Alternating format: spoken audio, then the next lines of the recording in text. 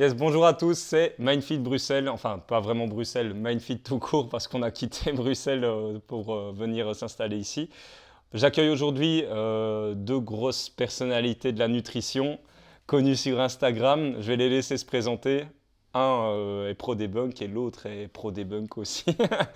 Je laisse d'abord la parole à notre cher collègue depuis toujours.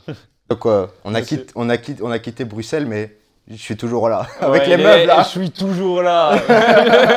Vasilis, bien, toujours une belle présentation parce qu'on espère qu'il y aura de nouveaux invités. Des nouveaux, on espère. Et abonnez-vous. Voilà, on pense toujours à s'abonner. Donc je suis Vasilis Iliopoulos, j'ai été certifié par un cursus de nutrition il y a 2 ans et demi, Mac Nutrition Uni, en tant que nutritionniste. Et je poursuis actuellement un master en nutrition clinique, donc à l'université d'Aberdeen. Et mon travail, de manière globale, concerne la vulgarisation scientifique, donc par le biais des réseaux. Et je fais aussi des formations. Et j'ai écrit un livre sur les produits laitiers. Et je dirais que mon but, c'est de transmettre ce que suggère la littérature scientifique et aussi montrer comment les études parviennent à cette conclusion. Et pas seulement dire « oh, les études montrent ça », mais comment elles le montrent. Mon raisonnement global pour essayer de concilier les preuves et aussi par le biais de debunk de différentes personnes, ou je dirais plutôt d'affirmations, montrer pourquoi l'affirmation inverse ou les affirmations qui sont le raisonnement inverse est erroné. Voilà, et je pense que globalement, on a fait le tour sur ça. Sur le sujet. Et c'est toujours avec humour, bien sûr. Toujours avec humour. Et on a la chance de recevoir Monsieur Clément Noblet sur le podcast pour la première, en plus avec Vas, donc franchement, ça va envoyer aujourd'hui. Merci pour cet accueil. Je suis ravi d'être présent et surtout avec toi et Vasilis. C'est vraiment un véritable honneur pour moi. Je vous adore. Donc, tout l'honneur est pour nous. On s'était bien marré quand tu étais venu à Bruxelles il y a déjà 2 mois, un petit peu dans l'excès, je me rappelle, mais bon, voilà, sinon ça avait été. Moi c'est Clément Noblet, je suis diététicien depuis 2019 et je me passionne pour la nutrition depuis plus de 10 ans. Là actuellement je finis une licence en qualité et sécurité des aliments et tout ce qui est produits de santé, donc ça concerne les compléments alimentaires, produits pharmaceutiques et cosmétiques. Et je suis pas mal sur les réseaux maintenant à parler des additifs et des résidus de pesticides dans l'alimentation parce que on est confronté, je trouve, à une certaine vague de désinformation concernant les additifs où depuis le livre d'Anthony Fardet qui est quand même super, j'ai trouvé ça très bien, mais les gens partent dans un extrême. Et maintenant, ils font la chasse à tous les additifs. Et j'ai constaté qu'il y avait quand même des grandes personnalités, grandes communautés, qui ont des grandes communautés, qui nous parlent des additifs et qu'il faut les fuir dès qu'il y a une liste trop longue, même si c'est des vitamines et des minéraux qui sont rajoutés pour justement pallier à des apports insuffisants pour certaines catégories de population. Donc moi j'ai commencé à nuancer ça et la nuance passe pas forcément très bien chez les personnes parce que nuancer des choses qu'on n'aime pas nuancer, c'est quand même compliqué parfois. C'est un peu le sujet tabou qui est au grand jour, quoi. Des conflits d'intérêts à déclarer ou pas avant de commencer? J'aimerais bien parce qu'apparemment je serais très riche vu le nombre de boîtes qu'on met sur le dos. On met Danone, Nestlé, Kronenbourg. Il y a vraiment, on me met tout le monde sur le dos, mais personne ne me finance. Faudra quand même mettre ça dans la description du podcast. Hein. Pas de conflit d'intérêt à déclarer. On y pensera, on vient de leur citer, mais c'est important. Justement, dernièrement, c'est ce que je voulais mettre en avant aujourd'hui. Bon, juste une petite précision, tu as aussi été connu notamment via l'histamine. Oui. Parce que là, pour le moment, c'est les sujets que tu traites. Dans le futur, il y aura d'autres sujets, mais on te connaît aussi notamment via l'histamine et le fait que tu aies mis au grand jour, entre guillemets, sans doute que d'autres personnes ont traité ce sujet, mais que tu as su le vulgariser d'une certaine manière et que les gens se sont connus via certains symptômes et se sont dit « ah, ça peut amener potentiellement des solutions ». Ouais, bah, tout à fait. Bah, c'est ce qu'on peut appeler l'intolérance à l'histamine, même si c'est pas exactement ça. Mais pour refaire simple, c'est ce principe. Et oui, c'est un sujet qui me passionne autant que la sécurité des aliments. Et j'ai beaucoup partagé dessus, un peu moins, vu que maintenant je me suis plus lancé sur les additifs et les résidus de pesticides. Mais ouais, c'est un sujet que je n'oublie pas et qui fera son retour prochainement. Alors, dernièrement, les gars, on assiste, parce que vous êtes tous les deux sujets à ce genre de choses, on assiste à des posts debunk sur les réseaux sociaux, notamment via Instagram. C'est de la part de Vasilis, c'est de la part de Clément. C'est quoi les objectifs en fait derrière ces posts debunk? Est-ce que vous craignez pas un retour de bâton, si ce n'est qu'il y en ait déjà potentiellement qui soient arrivés en dehors des insultes potentielles? Alors, quel est l'objectif? Je dirais que exposer la clownerie est le meilleur moyen de faire comprendre aux gens que le raisonnement est soit invalide, soit non pertinent. Parce que bien sûr, il ne s'agit pas de dire « Oh non, cette personne-là dit de la merde » ou que ce soit. C'est expliquer pourquoi et pourquoi le raisonnement global est invalide ou non pertinent. Donc, de manière générale, c'est pour protéger la communauté, pour ceux qui veulent, bien entendu, qui sont capables d'avoir une remise en question, parce que certaines personnes ont déjà leurs a priori et on peut leur mettre autant de preuves qu'on veut devant les yeux. Ça ne changera rien, parce que certaines personnes ont envie de croire quelque chose. On peut parler par exemple, parce que c'est le sujet, de côté augmenter son métabolisme en mangeant plus. Ça donne envie. Ce truc de relance métabolique, de tous ces protocoles, ça donne envie. Je comprends que les gens aient envie d'y croire, et donc on peut leur mettre les preuves devant les yeux. Non, je vais continuer vers cette voie. Et puis peut-être que plus tard, ils seront prêts à changer de position. Donc le but principal, pour moi en tout cas, c'est justement de protéger les personnes, parce que parfois ça peut être des choses qui semblent totalement inoffensives. Par exemple, je vais donner un exemple. Dernièrement, j'ai affiché un naturopathe qui disait que les envies de sucre étaient liées à un déséquilibre du microbiote. Le problème, c'est qu'il n'y a aucune preuve qui permet d'affirmer ça. Et puis, on pourrait se dire, oui, mais c'est pas trop grave, il n'a pas conseillé des cures de jus ou des trucs un peu farfelus / dangereux. Mais ça peut quand même poser problème, parce que 1, on ne favorise pas la prise de décision éclairée.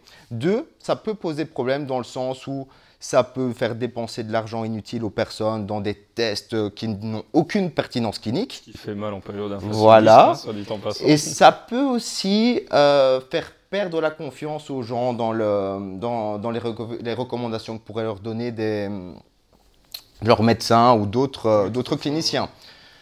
Donc voilà, c'est l'objectif derrière. Et pour le retour, ça dépend ce que tu appelles.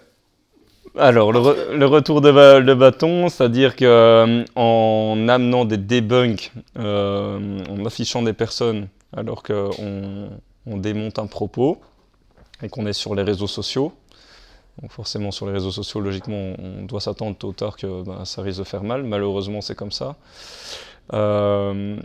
Est-ce que tu as des retours, non, que ce soit de simples insultes, des personnes qui te bloquent, ou au contraire, ça va plus loin? Pour moi? Ouais. Alors, je suis bloqué par pas mal de monde, et je suis aussi bloqué de manière... Ce qui est assez drôle, c'est que parfois, ma communauté m'envoie toujours des trucs, des conneries. Genre, voilà, regarde et débunk ça s'il te plaît, parce que c'est de la... J'en fais partie. Voilà, mais je dis, oh non, mais je peux pas voir comment ça se fait. Et je suis déjà bloqué parce que, et même si je n'ai jamais eu aucune interaction avec la personne me bloque de manière préventive. C'est comme si elle savait que elle disait de la merde et que si je voyais ça, j'allais lui tomber dessus. Comme si j'avais pas un faux compte où je pouvais voir un petit peu tout ce qui se passe. Bien sûr que oui. Voilà, comme ça, c'est dit sur le podcast. Bien sûr. Voilà. Donc, je suis bloqué par pas mal de monde. Les insultes, pas tellement. Je n'ai jamais eu de quelque chose de la sorte, de choses agressives. Et puis, il y a certaines personnes qui... j'ai eu une discussion avec un ami qui est médecin, qui me soutient à 100%, bien sûr, dans mon travail, et il dit ce qu'ils veulent faire, c'est taper en dessous de la ceinture. Parce que, évidemment, ils n'ont pas les moyens pour répondre avec les preuves. Donc, ils doivent trouver un détour. Ils vont prendre la tangente et trouver un détour pour essayer de se défendre. Et donc, ils essayent de trouver des trucs où ah oui, mais ça, tu n'avais pas le droit, tu devais d'abord me demander, etc. Et en vérité, on va voir les choses pour faire vraiment les choses correctement. Et vraiment être dans les règles, bien entendu. Heureusement que tu n'as pas attaqué David Michigan. Hein, parce que... Et toi, Clément? Je partage tout le point de vue de Vassilis, je suis un peu du même genre. Moi, c'est plus orienté sur rassurer les personnes concernant ce qu'ils vont manger, parce qu'il y a beau avoir des additifs, c'est pas forcément dangereux pour eux. Il y a peut-être quelques additifs qui vont poser problème, et ça, on peut en parler, mais globalement, c'est vraiment pour rassurer les personnes, et surtout vis-à-vis de la propagande contre les pesticides, résidus de pesticides, où il faut absolument manger bio, alors que là, on est vraiment dans... on est parti sur une période inflationniste, donc le prix des denrées augmente considérablement et les fruits et légumes ne font pas exception. Et si on incite fortement les personnes à manger des fruits et légumes bio, que ce n'est pas forcément de rentrer dans leur budget alors qu'il n'y aura aucun problème à consommer du conventionnel, je trouve ça un peu stupide et c'est pas forcément... pour moi, des choses raisonnables à partager, même si l'intention peut être bonne. Il faut faire preuve de nuance et donner de l'information pour que les personnes puissent faire leur choix de manière éclairée, pas les inciter avec des arguments un peu malhonnêtes. Exactement. La prise de décision éclairée, je pense, et l'information pour favoriser la prise de décision éclairée est vraiment le concept le plus important, je pense.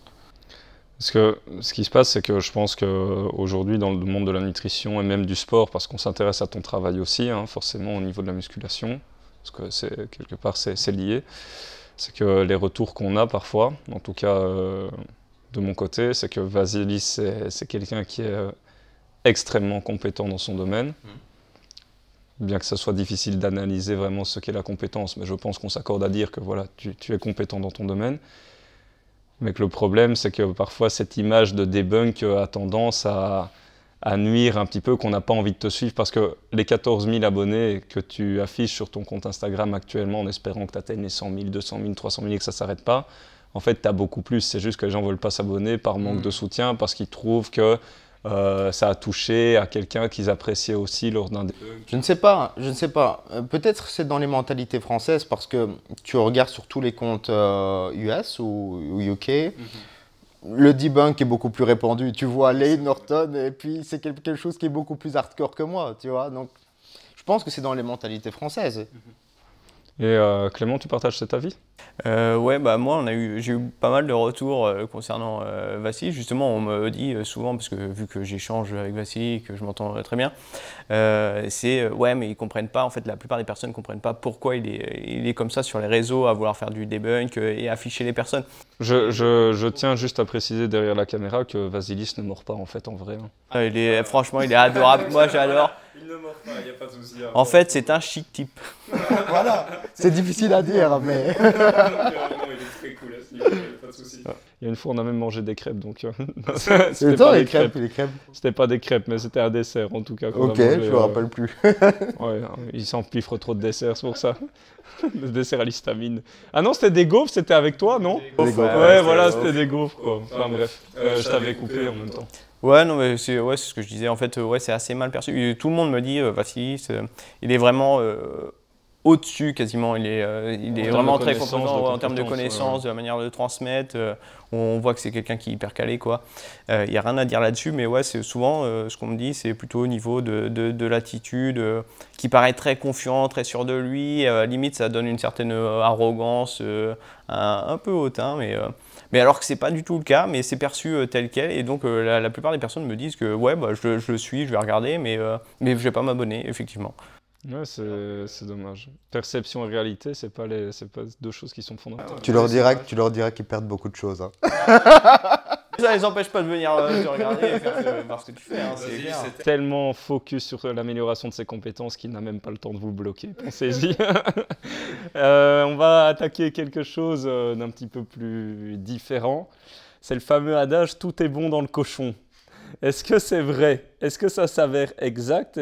Parce que dernièrement, on entend que cela augmenterait le risque de cancer, notamment à cause de la nitrite, ou du nitrite, je pense. Des nitrites. Qu'est-ce que le nitrite et est-ce que c'est fondé?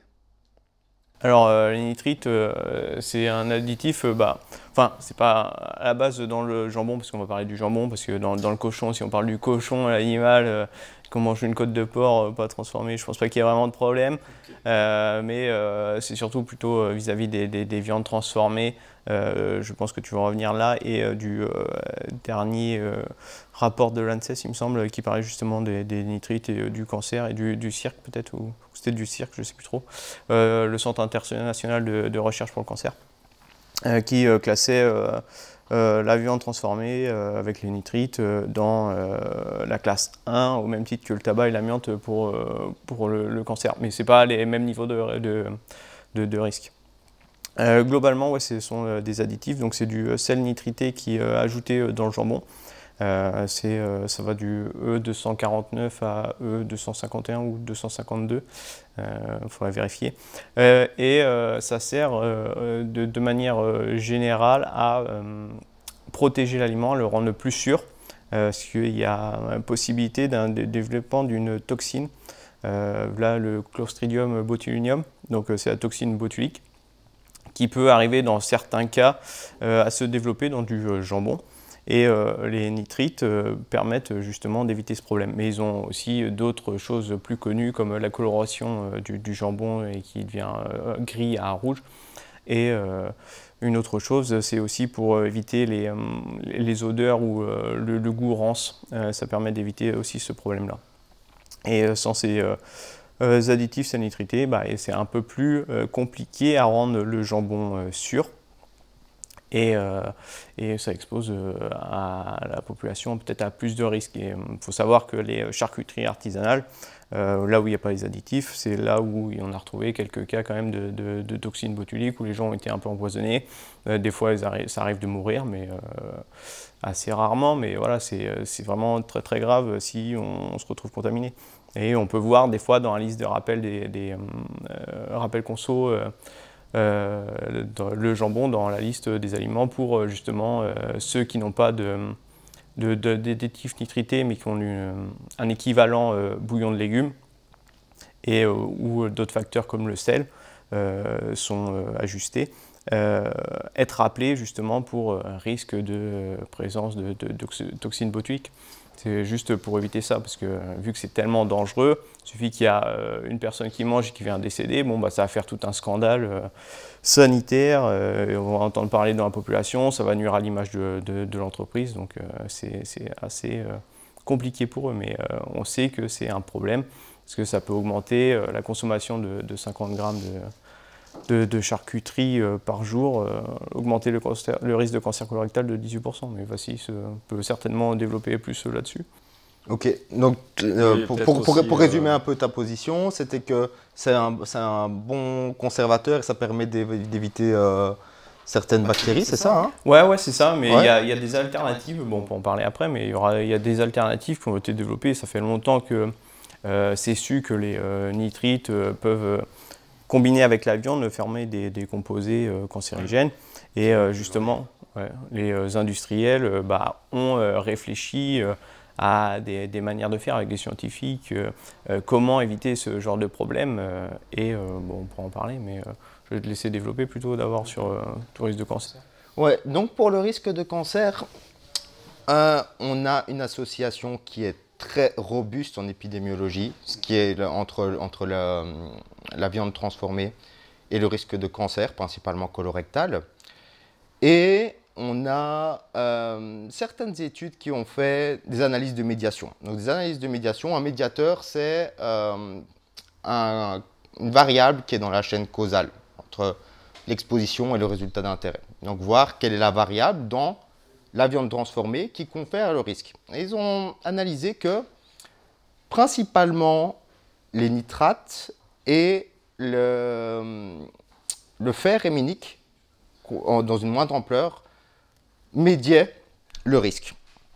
Et là, on pourrait se dire, comment est-ce possible, sachant que les nitrates sont présents dans les fruits et dans les légumes. Par exemple, les betteraves, certains légumes à feuilles sont très riches en nitrates.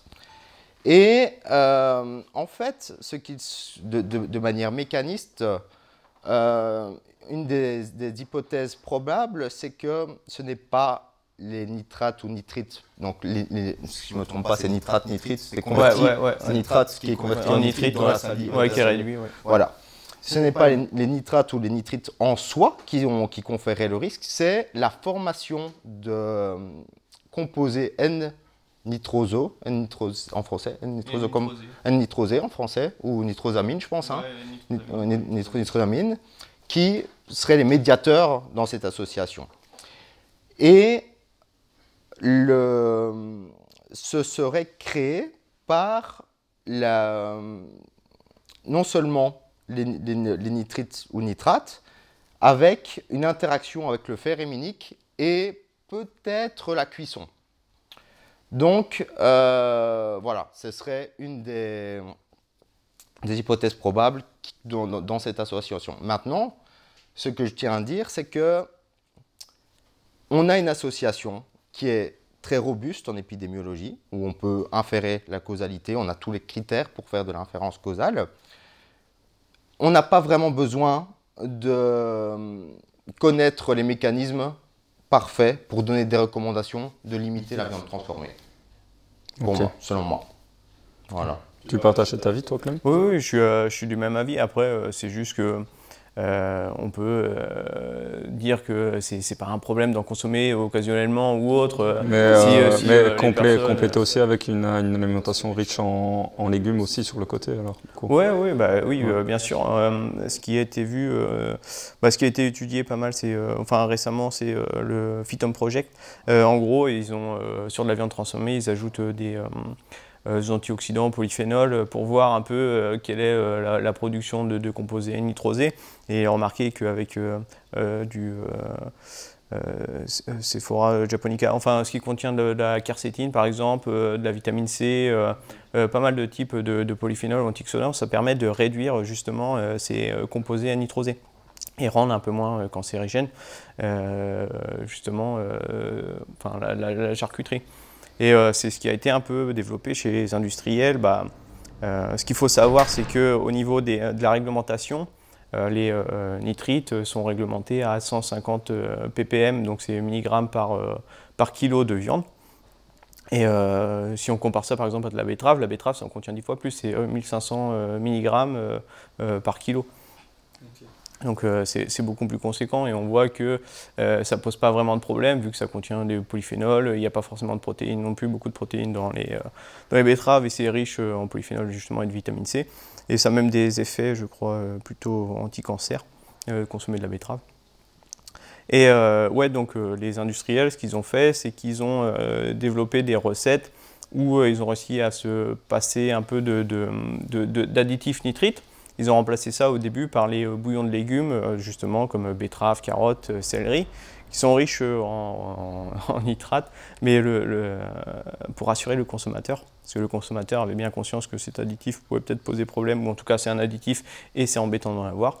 Donc ils ont changé ça par des versions naturelles, mais le naturel au final ça ne change pas vraiment le problème, c'est à peu près la même chose, je pense que Vassili sera d'accord avec moi.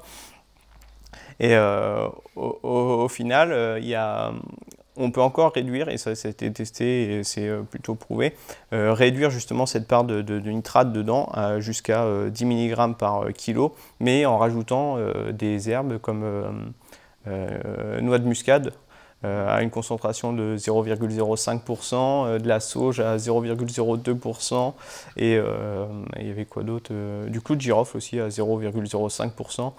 Ces plantes ont des actions anti-botulisme, anti-toxine botulique. Et donc, ce qui permet de rendre en fait le jambon sûr, enfin la charcuterie où il y a des nitrites, sûr sans avoir des quantités de nitrites importantes et donc de réduire ces phénomènes de composés N-nitrosés qui peuvent se former quand on va les consommer. Mais ça commence à se développer pas mal, mais je crois que ça fait 2010, c'était QI collaborateur qu'on parlait de ça, où j'ai vu ça. Donc c'est tout de même assez récent et pas encore tellement développé, mais ça va être une obligation vu que c'est en train d'être légiféré et que ça fait quand même, je crois, depuis quelques années que le Parlement aimerait virer justement en France les additifs nitrités. Bien les gars, merci pour ces pour donner une là-dessus. petite recommandation, pour moi, malgré tout ça, je recommande tout de même de limiter la viande transformée dans tous les cas, même si on a certaines choses qui peuvent être des facteurs modérateurs. Ça n'invalide pas qu'il y a peut-être une relation causale qui existe via d'autres composés qui sont dans la viande transformée. Et donc pas de récurrence, mais si vous voulez vous faire plaisir une fois avec de la Comme viande tout, transformée, comme tout, mais le truc c'est que ça dépend toujours quelle affirmation on fait. Si on dit oh, ok, plus rien n'a une importance et puis manger de la viande transformée, ou non, mangez-en, mais soyez conscient que voilà. Et de la même manière, c'est que quand je bois de temps en temps de l'alcool, je sais que ce n'est pas positif pour ma santé, mais je fais un troc entre peut-être une partie de ma longévité, pas énormément parce que je ne bois pas tous les jours ou très régulièrement, par un peu de plaisir. Et on peut faire ça un petit peu avec tout, et le lifestyle global va déterminer la santé globale aussi. Bien sûr. Ouais, je ouais. pense que c'est... Je pense qu'on peut suivre les recommandations qui sont dites de moins de 150 grammes par semaine de viande transformée. Je pense que c'est pas mal si déjà on commence à suivre ça. Les recommandations sont plutôt pas mal, donc j'incite les personnes à les suivre, quoi. Même si certains médecins holistiques diraient au contraire. Ben justement, en parlant de médecins holistiques, les naturopathes et autres spécialistes de nutrition ont des avis assez différents sur le flocon d'avoine. On va venir donc sur le flocon d'avoine, on va venir sur la vague, surfer un petit peu sur la vague du flocon d'avoine. Donc certains de ces naturopathes et autres spécialistes ont même tendance à dire qu'il faudrait arrêter d'en manger pour la simple et bonne raison qu'il jouerait un rôle néfaste sur la muqueuse intestinale. Alors, je tiens à préciser, parce que je ressors les notes que j'avais entendues, en fait, il faudrait manger les flocons d'avoine cuits, et parce que ça joue un rôle néfaste sur la muqueuse intestinale, et on entend même parfois que c'est riche en prolactine et que c'est toxique pour notre santé. Non, c'est pas la prolactine. La prolactine est une hormone, mais c'est en fait, l'hypothèse de base pour tourner un petit peu sur l'histoire d'où ça part, c'est que naturopathe avait posté une vidéo, un réel sur Instagram, disant que il fallait éviter de consommer des flocons d'avoine parce que, donc, de base, toutes les céréales contenant du gluten devraient être évitées, mais aussi les flocons d'avoine parce qu'elles contiennent pas du gluten, mais une autre protéine de la famille des prolamines qui aurait, je ne sais pas exactement ce qui a été dit au niveau de l'intestin ou... Je sais pas, je vais pas trop chercher à regarder, de toute façon, quand c'est comme ça. Et de manière générale, même toute cette idéologie alimentaire religieuse anti-gluten n'a aucun sens. Donc gluten ou autres céréales. Ce qu'il y a avec toutes ces hypothèses, c'est ce que j'appelle de la masturbation mécaniste. C'est-à-dire que on peut trouver n'importe quel aliment, extraire un composé et dire « Ok, cet aliment est mauvais parce qu'il contient ce composé. » Et dans mes putains d'études dans des boîtes de pétri ou sur l'animal dans des doses 100 fois supérieures, ça peut poser problème. Le problème, c'est que on sait que si on prend les médicaments qui sont, on peut prendre l'industrie pharmaceutique pour donner un exemple, si on prend les médicaments qui sont validés par la recherche mécaniste, donc qui sont efficaces dans une voie métabolique, pour cibler une voie métabolique ou un mécanisme particulier, et qu'on suit leur parcours jusqu'à l'approuvement par la FDA, on voit que le taux d'échec est d'environ 93%, 93% parce qu'il y a aussi des Français. Ouais. Parce que, je le dis toujours, un mécanisme n'équivaut pas à un effet. Donc, ok, on va isoler. Donc si on prend l'aliment, les prolamines en question qui sont présentes dans l'avoine, peut-être que c'est contrebalancé par d'autres éléments qui sont présents dans l'avoine et que l'effet net est bénéfique. Peut-être que les prolamines qui sont présentes dans l'avoine ne sont pas suffisantes en quantité pour poser problème. Peut-être qu'il y a in vivo, donc quand c'est testé in vivo, d'autres mécanismes qui rentrent en compte, qui vont contrebalancer l'effet. Donc ce qu'on a besoin pour tirer des conclusions, c'est des données de résultats. Est-ce que ces naturopathes peuvent me montrer que la consommation d'avoine est associée négativement avec des résultats de santé dans des études d'intervention ou en épidémiologie? Ils ne peuvent pas. Ce qu'on voit, c'est que de manière générale, même toutes les céréales complètes sont associées positivement à de nombreux résultats de santé, incluant la mortalité de toutes causes confondues. Donc la mortalité de toutes causes confondues y compris. Okay. Pour l'avoine, on a aussi quelques cohortes, donc notamment 2 cohortes qui ont été extrêmement bien menées, qui sont la Nurse Health Study et la Health Professional Follow-up. Donc 2 études de cohortes qui ont été menées aux États-Unis. Et qu'on voit encore une fois que la consommation d'avoine montre des bénéfices sur de nombreux résultats de santé, la mortalité toutes causes confondues y compris. Donc, ok, les mécanismes qui sont proposés, ça peut sembler très scientifique. Oui, la prolamine de l'avoine touche tel mécanisme qui va engendrer ça, une augmentation de la perméabilité intestinale, l'augmentation de l'inflammation, etc. Ok, peut-être que c'est bénéfique finalement, puisque sur des critères d'évaluation clinique objective, je vois des bénéfices. Donc... Ouais. Que dire de plus Mais on pourrait peut-être encore aller plus loin si on veut aborder le LDL, parce que le cholestérol. Le cholestérol, parce qu'au final, l'avoine a une particularité, c'est qu'au niveau des fibres, elle contient de la bêta-glucane qui est très intéressante pour réduire le cholestérol, et ça contient d'autres composés au niveau des fibres, au niveau, je crois, des polyphénols, Aven Tandam ou un truc du genre, je ne sais plus exactement le nom, mais des composés qui paraissent très bénéfiques, soit pour réduire le côté un peu pseudo-allergie ou démangeaisons, des trucs comme ça, style eczéma. Ça a l'air d'être un peu prometteur, mais après, il faudrait peut-être consommer des quantités qui seraient importantes. Ça, je n'ai pas trop regardé là-dessus, mais en tout cas... Pour le problème du cholestérol, c'est très intéressant. On voit des détails d'effet qui sont importants parce que c'est lié au degré de viscosité des fibres qui vont avoir un effet de se lier au cholestérol dans l'intestin. Okay. Et donc, ils ont un fort degré de viscosité. Voilà. Et puis, il y a beaucoup d'autres bénéfices à l'avoine. De manière générale, je dirais de se faire attention quand une personne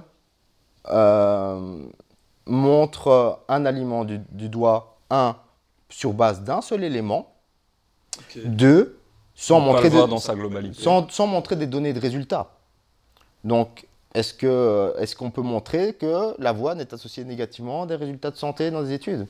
Et ça me fait penser aux oxalates, par exemple, où il y avait une autre naturopathe, on va parler de naturopathe qui disait « Oui, les recommandations alimentaires recommandent beaucoup de légumes, mais les oxalates… » Et les oxalates sont des composés qui, notamment, peuvent poser des problèmes au niveau des calculs rénaux et qui vont aussi empiéter sur le métabolisme du calcium, etc. Les seules données sur l'humain qu'on trouve sur les oxalates sont sur des personnes, 1, qui ont des problèmes de santé sous-jacents, 2, qui ont consommé des quantités incroyables d'oxalates parce qu'ils ont fait des cures de jus d'épinards. Est-ce qu'on peut extrapoler ça à la quantité qui est consommée dans la population et sur des individus sains? Absolument pas. Maintenant, tu peux toujours, par exemple, même sur l'avoine, tu peux toujours trouver une partie de la population, une niche de la population, par exemple des personnes qui souffrent du syndrome du côlon irritable, qui devraient à un moment T limiter l'avoine parce qu'elles ont des problèmes digestifs. Ça ne fait pas de l'avoine un aliment qui est mauvais en soi. C'est une infime partie de la population et ce n'est pas une recommandation globale qui devrait être appliquée. Ok. Ça vient souvent, bizarrement, du monde de la naturopathie, hein, ce genre de, comment on peut appeler ça, de commentaires. Je dirais la naturopathie, parce que la naturopathie est une forme de pseudoscience, mais la médecine fonctionnelle est une autre forme de pseudoscience. Je dirais toutes les pseudosciences vont faire appel à ce genre de spéculation mécaniste, parce que ce qui est intéressant… Mais juste pour rebondir là-dessus, de toute façon, avec toutes les preuves que tu as apportées ou les critères que tu as apportés, si les personnes veulent répondre en commentaire là-dessus, ils peuvent, mais il faut un niveau de preuve supérieur à ce que tu as apporté. Voilà, mais ce qui leur plaît avec les spéculations mécanistes, c'est qu'ils peuvent trouver tout et n'importe quoi qui vont corroborer leur récit. Donc ils ont leur a priori sur telle chose, et ils vont chercher quelque chose qui va dans ce sens. Et par exemple, n'importe quel aliment, tu peux trouver une voie métabolique potentielle qui va influencer ça, et tu vas pouvoir corroborer ton récit de base. Voilà. Donc, je pense qu'on a fait le tour. On va attaquer un autre sujet qui va intéresser pas mal de personnes, justement, au niveau des courses. C'est le fameux choix des surgelés ou des produits frais. C'est quoi les astuces à savoir concernant les légumes et fruits et comment ou lesquels privilégier? Concernant, parce que j'ai fait les posts, c'est ça Bah évidemment, mais ça fait un moment, mais c'est toujours bien de les ressortir un petit peu parce qu'il y a pas mal de personnes qui s'y intéressent, mine de rien, chez moi. Ce qui est fait pour les produits fruits et légumes surgelés, c'est qu'on va les récolter et ils vont subir avant un pré-traitement avant la surgélation qui consiste en du blanchiment. En fait, dans la tête des gens, les produits surgelés sont considérés comme un peu inertes et ça ne va pas trop bouger. Donc quand on va les stocker, on va mettre ça dedans, le taux de vitamine ne va pas bouger, va rester quasiment stable tout le long. Mais c'est pas, dans la réalité, ce n'est pas vraiment ça. Ça va mettre quand même du temps à se décomposer. Mais ça met plus de temps que des légumes frais parce que déjà, il y a l'étape de blanchiment avant qui permet d'inactiver des enzymes qui sont là pour… tout ce qui va réduire, par exemple, si on coupe une pomme, on coupe une pomme, on la laisse à l'air libre, on va voir qu'il y a un brunissement. Et ça, c'est lié à une enzyme, la polyphénol oxydase, qui, avec l'oxygène, va donner cette action de brunissement. Et on peut éviter ça, ce qui est assez connu souvent sur les fruits ou produits qui brunissent, comme l'avocat, on va mettre du jus de citron. Ce jus de citron va venir justement inhiber les enzymes. Et ben, le blanchiment, en fait, c'est le même principe. Ça va venir inactiver par la chaleur les enzymes et il va toujours rester un peu une activité résiduelle. Et c'est cette activité résiduelle qui, dans le temps, va dégrader petit à petit les produits. Surtout qu'avec la surgélation, en plus, c'est encore ralenti. Et donc, ça peut mettre genre à peu près 6 mois, 3 à 6 mois, où ça va commencer à décliner le taux de vitamines dans les produits. Et quand ça dure depuis 9-12 mois, il y a certaines vitamines qui seront plus présentes. Il y en a d'autres qui vont quand même se maintenir à un certain niveau. Mais globalement, les fruits surgelés, il faut se dire que même avec le temps, le taux de vitamines va quand même diminuer comme les fruits frais. Donc, c'est juste le côté pratique. Qui est intéressant, mais si on espère compter sur l'apport en vitamines sur notre stock d'épinards qui date de l'année dernière, il ne faut pas trop espérer en fait. Autant prendre un produit frais, ce sera plus intéressant. C'est juste dans ce sens-là que moi je partage ça. Mais ouais, c'est après par exemple, les packs de vitamines où tu sais que tu as 150 à 200 grammes de légumes, tu prends un pack de 800 grammes à 1 kg, tu sais que ça va partir régulièrement avant tes 3 mois. Quoi. Donc ça, c'est intéressant. Après 3 mois, il y a quand même un haut pourcentage qui diminue en termes d'apport vitamine. Non, 3 mois, c'est à partir de 3 mois. En fait, généralement, tu vas voir, le blanchiment va forcément, vu que c'est trempé ou dans l'eau ou sous la vapeur, tu vas perdre un petit peu quand même de vitamines dedans. C'est effet de dilution. Et donc, si tu prends un frais et un surgelé direct, le frais que tu vas récolter, aura toujours plus de vitamines que le surgelé, même récent. Mais c'est que dans le temps, vu que c'est ralenti, le taux de vitamine est assez stable jusqu'à 3-6 mois, et après ça commence à dégringoler. Mais c'est jusqu'à 3 mois, ça peut commencer sur certains produits, parce qu'il faut un temps de blanchiment plus important pour détruire des enzymes en fonction des produits. Je crois que les brocolis, choux-fleurs, c'est par exemple autour de la minute. Il y a des trucs qui sont plus fins, style épinard, c'est quelques secondes. C'est juste en fonction des aliments et donc le taux résiduel d'enzymes qui va venir dégrader. C'est pour ça que ça va varier en fonction des aliments. Mais ça reste pour moi très intéressant et très pratique d'avoir des produits surgelés. Mais il faut se dire que les personnes qui font aussi ça de manière artisanale, qui vont prendre les produits de leur jardin, qui vont les congeler, qui ne vont pas faire de blanchiment, bon là c'est une autre histoire. Le taux de vitamines certainement ne sera pas au même niveau. Il faut en avoir conscience. C'est juste mais c'est pas tout le monde qui fait ça, à mon avis. Non, et certainement pas moi. Ah, bah, moi non plus. Je l'ai fait à une époque, mais plus maintenant. Plus maintenant, quoi. Faut avoir un jardin déjà. Bah, tu rajouterais quelque chose par rapport à ce d'un autre aspect, moi tout à fait un autre aspect, je dirais que complémente. Je pense que les gens ont tendance à oublier le côté pratique parce que la majorité de la population sous-consomme des végétaux. Ouais. Et est-ce que les légumes surgelés, et je vais peut-être me faire incendier en commentaire, ou des boîtes de conserve, peuvent être un moyen simple d'augmenter la consommation de végétaux à la population parce qu'ils n'ont pas à aller tous les jours au supermarché pour aller chercher leurs légumes frais? Oui, il y a même des études qui montrent que les personnes qui consomment le plus de conserves ont un meilleur statut en nutriments. Et ça n'a rien de spécifique aux conserves. C'est juste que ce sont des personnes dans la population étudiée qui pouvaient consommer des végétaux plus facilement. Donc on parle des légumes, ça peut être aussi des légumineuses, etc. Ouais, donc c'est vraiment le côté pratique, je pense que les gens ont tendance à chercher l'optimal, et je dirais aussi que l'optimal, dans une alimentation à la maintenance calorique, c'est pas tellement difficile de remplir ces petites barres sur chronomètre au niveau de ces micronutriments. Quand on est en déficit calorique, ça devient plus difficile parce qu'on a moins de calories. Mais à la maintenance calorique, c'est pas tellement difficile. Donc même si on a moins de nutriments, ça reste des aliments quand même très nutritifs. Même des légumes en boîte ne peuvent pas être comparés à quelque chose qui est totalement dépourvu de nutriments. Ça contient encore des nutriments. Peut-être moins, je ne sais pas si tu as des données sur les boîtes de conserve. Je n'ai pas trop regardé au niveau de la fertilisation, mais voilà. C'est le même principe au final que le surgelé, quoi. Donc, c'est peut-être plus cuit. Ouais, c'est plus cuit, les valeurs stérilisatrices. Bah, au final, vu que ça doit chauffer, il y en aura certainement moins de base, mais sur le long terme aussi, ça se conserve plutôt bien. Donc, c'est des produits qui sont intéressants. Donc, c'est bien de rassurer les personnes sur les boîtes de conserve, sur les surgelés de manière générale, en leur disant, écoutez, c'est pas nécessairement quelque chose où vous mangez du vent, quoi. Il y a un concept que j'aime bien qui est le low hanging fruit. C'est la chose qui va demander le moins d'efforts pour un maximum de bénéfices.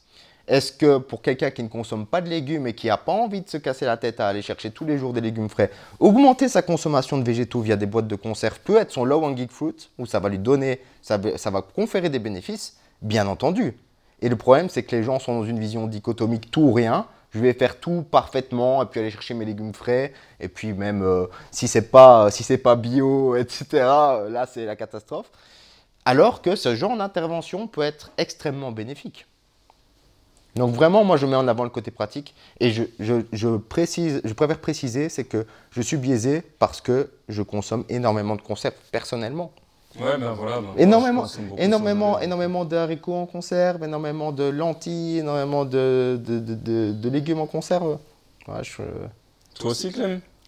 Conserve, pas spécialement, j'en consomme pas mal. Moi, je suis un fan de carottes crues, comme Vassili a partagé là, récemment. Tu as parlé de ça aussi sur un post, je crois, Facebook. Que tu aimais bien consommer de la carotte crue. Moi, je consomme parfois en déficit calorique, je croque dans une carotte. Ouais, pareil. Moi, je suis un fan de carottes, je consomme pas mal de carottes. C'est un de mes trucs préférés. Mais ouais, il faut juste en fait encourager les personnes à consommer plus de fruits et légumes, que ce soit bio ou pas bio, on s'en fout en fait, c'est consommer plus de fruits et légumes, je pense que c'est très bien, c'est un des meilleurs conseils qu'on peut donner. Et s'ils ils souhaitent vraiment avoir des vitamines et des minéraux et qu'ils ont peur qu'il n'y en ait pas assez dans les fruits et légumes, ils peuvent consommer de la levure de bière, du germe de blé qui sont hyper intéressantes. La levure de bière, ça plairait aux Belges. Ça, ils font déjà assez, quoi. Et en termes de vitamines et de minéraux, c'est très intéressant. Il n'en faut pas beaucoup pour monter ses barres sur chronomètre. Voilà, c'est ça. Une fois qu'on est en maintenance calorique, les gens pensent que c'est très difficile d'atteindre. Si on a une diète qui est bien formulée globalement, généralement, ça ne pose pas de problème. À partir du moment où on appartient à certains, je ne vais pas dire courant, parce que oui, certains mouvements alimentaires, comme si on est vegan, ça peut devenir plus compliqué, bien entendu, parce qu'on doit avoir des connaissances plus approfondies, mais de manière générale, c'est pas super difficile à la maintenance calorique d'avoir ces apports en micronutriments. Okay. Avant de rebondir sur la bière, hein, pour le moment de fin, parce qu'on en parlait tantôt, je voulais parler du sel. Le sel est... Ah, dis-moi. Peut-être, ouais, si on a parlé des légumes en conserve, si on parle du sel, je dirais peut-être si la personne a déjà un apport suffisamment élevé en sodium dans son alimentation, de rincer les légumes, ouais. Parce qu'ils sont souvent riches en sodium du coup. Ok, intéressant. Merci. Et par exemple, on va parler avec le sel. Justement, le sel est-il un ange ou un démon? Le sel, ange ou démon? Ange ou démon. Moi, je vais t'attaquer, hein, parce que tu as utilisé une partie de mon livre. Quels sont les avantages du sel et dans quel cas peut-il être néfaste pour notre santé? Parce que c'est vrai qu'on entend un petit peu de tout par rapport au sel. On dit une fois c'est bien, une fois non, il ne faut pas avoir trop de sel, c'est dangereux pour la santé. Qu'est-ce qu'on peut en penser du sel? Parce qu'on le retrouve vraiment partout, quoi. Personnellement, moi, je conseillerais de faire attention à son apport de sel.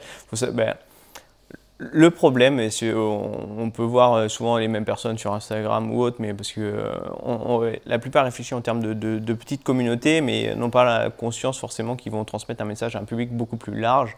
Et des fois, on se retrouve à avoir des conseils pour des sportifs ou vraiment qui ont tendance à transpirer beaucoup, on va leur dire consommer du sel, c'est important, machin. On va arriver sur des valeurs qui sont conseillées autour entre 7 et 10 grammes, alors que c'est que pour la population générale, justement, c'est déjà des niveaux à peu près auxquels ils sont et qu'on recommande de baisser, les instituts recommandent de baisser cette consommation de sel. Parce qu'en France, je crois en 2019, il y avait à peu près, des plus de 35 ans, 10 millions de personnes qui sont hypertendues avec traitement et certainement autour des 5 millions qui étaient pas diagnostiqués pour de l'hypertension. Et donc le sel peut avoir une influence sur l'hypertension. Et vu le nombre de personnes que ça touche, il faudrait quand même apporter de la nuance, même si on s'adresse à un public sportif, apporter de la nuance là-dessus, je pense. Ok, j'ai beaucoup à dire sur le sel, mais je vais essayer de regrouper pour le maximum. Alors, pour le sel, c'est un des sujets, c'est assez drôle que tu en as parlé parce qu'on n'en parle pas souvent et pourtant c'est un des sujets qu'on aime bien mettre en avant comme… certains aiment le mettre en avant comme quelque chose qui est controversé et je vais citer des noms. Ah, parce qu'en fait, il y a… censuré. Parce que, Bip. Il y a quelques jours, ou c'était avant-hier je pense, et Clément qui me tag sur un post où il y avait un mec qui s'appelle SoFoodie avec une pancarte. On nous a menti sur le cholestérol, on nous a menti sur le petit déjeuner, on nous a menti sur le sel. Parce que tout cet aspect, je vais dire, on nous a menti sur le Covid. Tu vois un petit peu cet aspect. Et toute cette rhétorique va plaire à une partie de la population au caractère contradictoire. Et généralement, peut-être que certaines guidelines ne sont pas parfaites parce que il y a aussi le côté, est-ce que la population va pouvoir adhérer aux guidelines? Donc parfois, les guidelines sont trop modérées sur certains points. Mais, donc il y a cet aspect où on remet en question les recommandations des guidelines sur le sel, comme on le fait pour les graisses saturées par rapport au LDL cholestérol. Maintenant, on met les couacs de côté et il y a une petite controverse, je vais dire, au niveau scientifique, où on retrouve au niveau des apports en sodium ce qu'on appelle dans les études épidémiologiques une J-shaped curve. Donc une J-shaped curve, ça veut dire une courbe en forme de J en français, qui est, quand on fait une analyse dose-réponse, on peut avoir une réduction du risque ou une augmentation du risque linéaire. Donc plus d'apport égale une augmentation du risque ou une diminution du risque. Et ce qu'on voit dans cette J-shape curve, c'est que à des apports très bas, on a un risque qui est plus élevé. On diminue le risque et puis on remonte le risque. Donc on aurait un seuil optimal qui se situe pas à des apports bas, ni à des apports très élevés, mais à des apports modérés en sodium. Et en fait, c'est juste un artefact d'une méthodologie qui est utilisée dans certaines études, qui n'est pas le gold standard. Est-ce que je peux... Bah, pour moi, c'est clair, quoi, en tout cas. Ouais. Est-ce que je peux continuer parce que ça va être Tu peux continuer. Bon. Tu sais, les gens qui vont voir Vasilis Iliopoulos, je vais avoir deux communautés. Il y en a une qui va me bloquer parce qu'il y a le mot Vasilis Iliopoulos dans le Forecast. Il y en a une autre qui va être comme ça sur le PC, acharnée en mode vas-y, dis l'information secrète. Donc, dans les études épidémiologiques, ce qu'on fait, c'est qu'on utilise la méthodologie traditionnelle est d'utiliser des questionnaires de fréquence alimentaire. Donc, on va prendre des personnes qui n'ont pas de problème de santé, on va les suivre et au fil du temps, on va les questionner combien de fois par semaine vous avez consommé tel aliment, tel aliment. C'est des questionnaires alimentaires qui sont validés. Et via ces questionnaires de fréquence alimentaire, on arrive à estimer par exemple l'apport en sucre, en graisse saturée. Et on a des très bons coefficients de corrélation avec le véritable apport qui sont dans les bonnes cohortes 0,6, 0,7. Le chiffre 1 étant une corrélation positive parfaite. Donc on a 0,6, 0,7, ce qui est des bons coefficients de corrélation. Maintenant, avec le sodium, quand on utilise des questionnaires de fréquence alimentaire, on a des très mauvais coefficients de corrélation parce que, comment estimer la quantité de sel qu'on va mettre tu sais pas, quoi, voilà. Sauf si c'est une pincée. Si on te pose une question, combien de grammes de sel tu utilises par jour, tu ne sais pas y répondre. Et de la même manière, même si tu consommes par exemple beaucoup d'aliments transformés, ça va varier d'un aliment à l'autre dans le contenu en sel, ça va beaucoup varier. Donc on a des très mauvais questionnaires de fréquence alimentaire, des très mauvais coefficients de corrélation quand on utilise les questionnaires de fréquence alimentaire en ce qui concerne l'apport en sodium. Donc on peut contourner ça en utilisant les biomarqueurs. Donc les biomarqueurs sont quelque chose qui va représenter l'apport alimentaire. Donc une valeur biologique qui va représenter l'apport alimentaire. Donc dans le cas du sodium, on va utiliser le sodium urinaire. Donc les récoltes de sodium urinaire. Okay. Et ce qu'il y a, c'est que pour avoir des coefficients de corrélation suffisants, on a besoin de plusieurs mesures de toutes les 24 heures, de toutes les urines de 24 heures. Parce que l'excrétion du sodium va varier au sein de chaque jour. Donc peut-être tu vas faire pipi maintenant, tu vas peut-être pas avoir beaucoup de sodium et tu vas faire pipi tout à l'heure, tu vas avoir beaucoup de sodium et de jour en jour. Ce qui fait que on a besoin de plusieurs journées totales de toutes les urines de 24 heures. Et les études donc les méta-analyses qui ont trouvé cette J-shape curve sont des études qui ont utilisé soit une seule récolte de 24 heures, soit une seule mesure d'urine à la baseline. Donc, tu vas pisser une fois et puis voilà. Et donc, cette J-shape curve est juste l'artefact de cette méthodologie qui a été utilisée. Quand on utilise le gold standard qui est un minimum de 3 journées complètes de toutes les urines de 24 heures, on a une relation tout à fait linéaire entre l'apport en sodium et le risque de maladie cardiovasculaire. J'ai peut-être oublié de dire, c'était pour le risque de maladie cardiovasculaire principalement. Voilà, est-ce que je voulais encore en venir Ouais, voilà. Oui, et ça me fait un petit peu penser à toutes ces personnes qui utilisent les biomarqueurs urinaires. Et j'avais fait une story là-dessus où Scan Market disait « Oh, il faut mesurer son apport en iode urinaire. » Pour faire cela, il faudrait prendre plusieurs urines de toutes les 24 heures, comme de la même manière que le sodium. Et évidemment, comme c'est à l'échelle individuelle, on aurait encore besoin de plus que 3 mesures. Ça devient ridicule, toutes ces personnes qui veulent faire les tests urinaires vraiment trop compliqués, qui manquent vraiment de pertinence clinique à l'échelle individuelle, mais qui peuvent être utilisés en recherche. Bref, pour en revenir sur le sujet du sodium, quand on voit les études avec le gold standard qui est utilisé, on voit une relation qui est linéaire. Maintenant, il y a beaucoup de choses qu'on peut dire, il y a beaucoup de sujets où on pourrait aborder, on pourrait même faire un podcast particulier sur le sodium, on pourrait parler de l'effet modérateur du potassium, on pourrait parler de l'effet du sodium chez les sportifs. Ouais. De manière générale, ce qu'on sait, c'est que c'est toujours bien de limiter l'apport en sodium. Maintenant, il faut savoir aussi que la majorité du sodium qui est consommé dans la population est issu d'aliments ultra transformés. Dans la population occidentale est issu d'aliments ultra transformés. Ça n'invalide pas qu'il existe une relation causale entre le sodium, l'hypertension et le risque de maladie cardiovasculaire. L'hypertension est un des médiateurs. Et les gens ont tendance à dire « Ah non, mais c'est les aliments ultra transformés ». Non, c'est parce que, oui, ils ont les composants qui font que ils sont riches en sodium.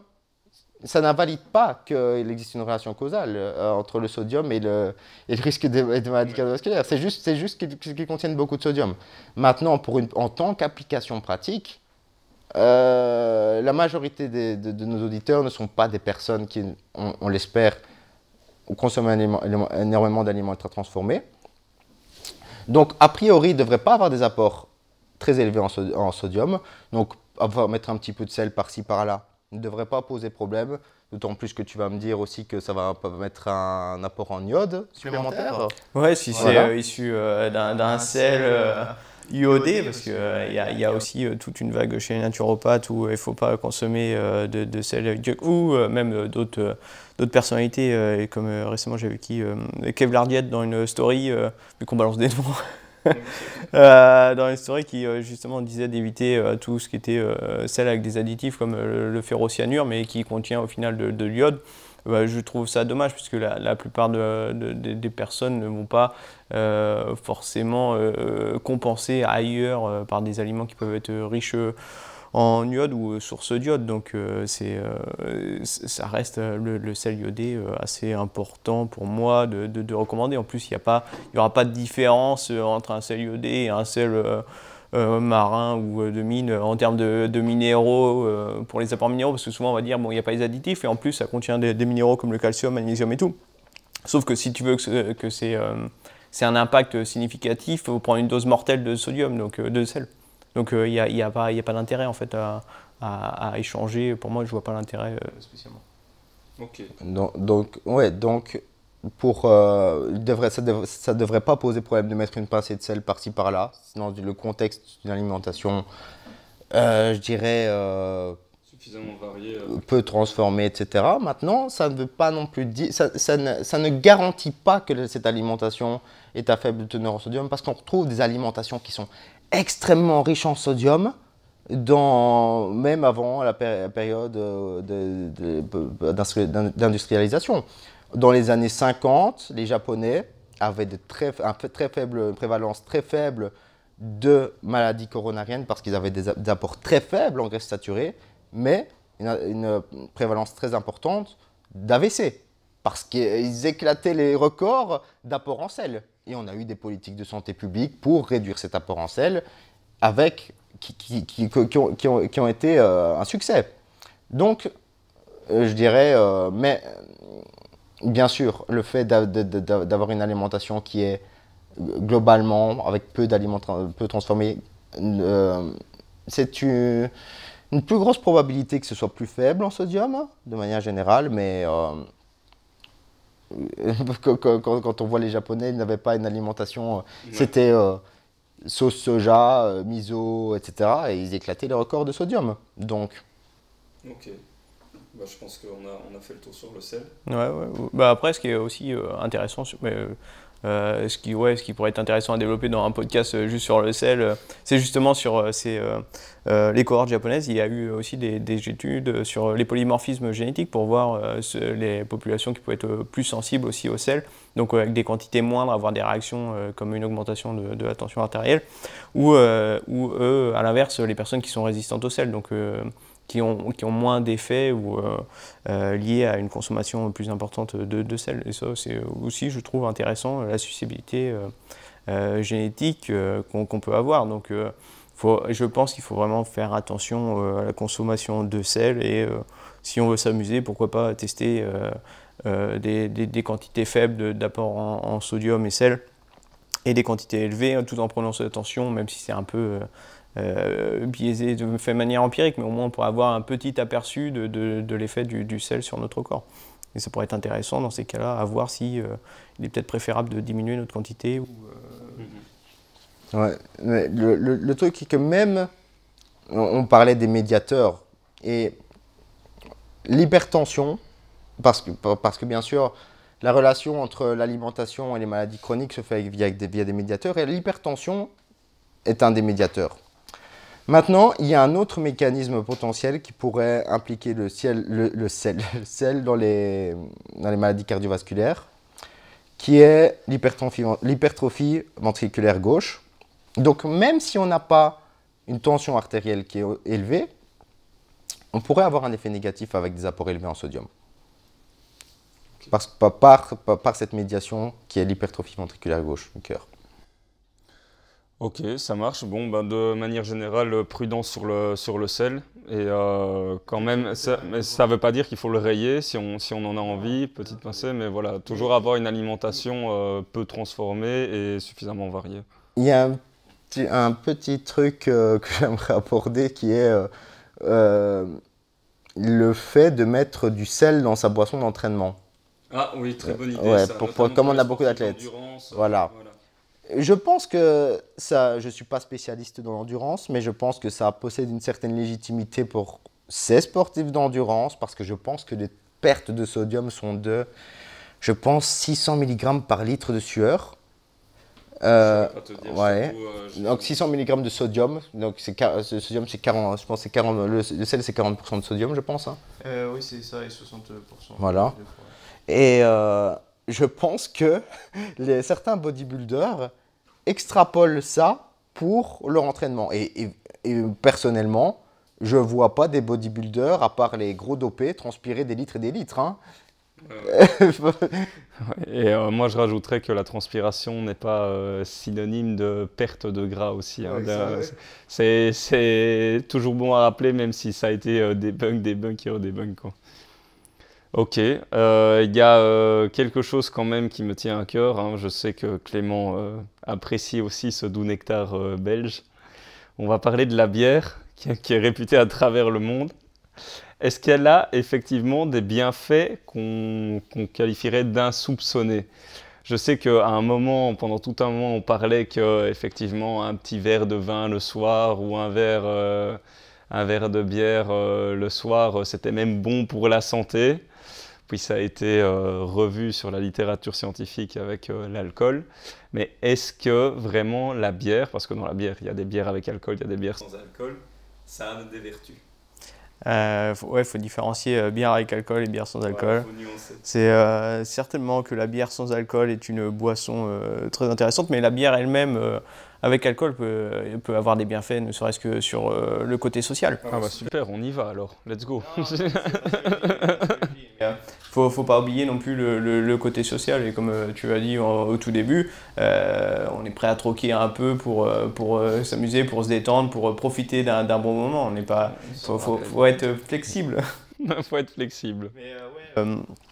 Il y a quelques études, je crois, qui ont montré des légers bénéfices sur tout ce qui est un peu métabolisme du glucose, mais en même temps montrent des effets négatifs sur tout ce qui est profil lipidique, donc une diminution du HDL, une augmentation du LDL. Pour l'alcool ou la bière? Pour la bière.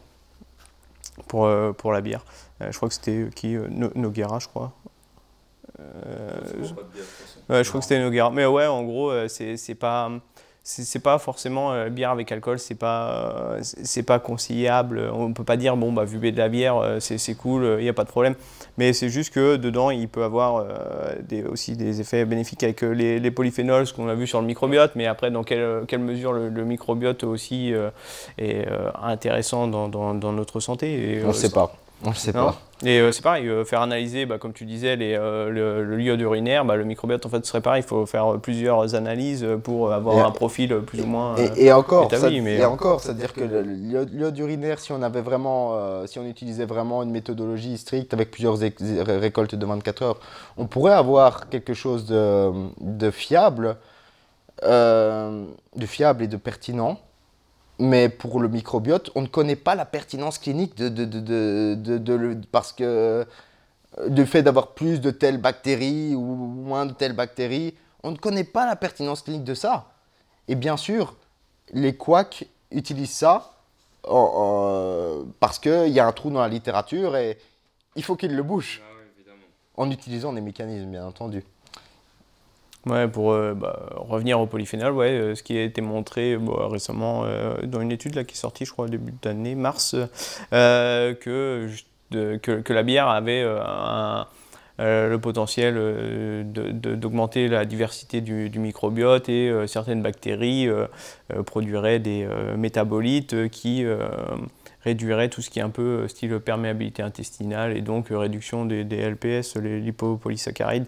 Et in fine, on pourrait dire que mécaniquement, peut-être réduction de l'inflammation, mais voilà, je ne vais pas trop, on va pas trop s'avancer là-dessus, mais ce qui semble intéressant, c'est que la bière sans alcool est une boisson assez faible, qui est assez faible en calories en plus, c'est je crois autour des 26, entre 26 et 44, ça dépend des bières, mais globalement, ça reste sur des styles jus de fruits désucrés ou un peu jus de légumes. C'est un peu équivalent avec ça. Donc ça peut être sympa, bière sans alcool, d'en consommer. Ou... Il y a de la B6 en plus dedans, je crois. Ouais, il y a quand même vitamines, B9, des polyphénols. Mais c'est pas énorme. Hein. Non, c'est pas énorme.